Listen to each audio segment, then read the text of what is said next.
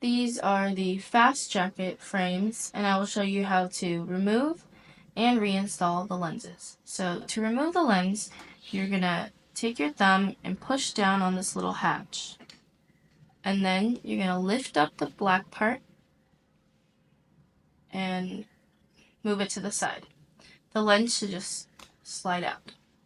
So you do the same on this side. Push it down and then lift up and move to the side, and the lens should just pop out. Now, to reinstall it, you're going to take this part of the lens and you're going to slide it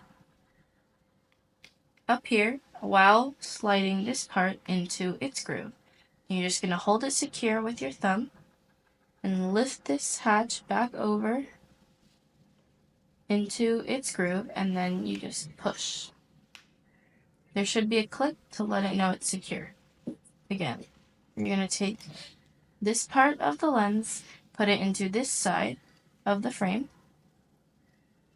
while moving this part into its little slot over here. You're going to hold it secure and lift this part up and then just push. And that's it.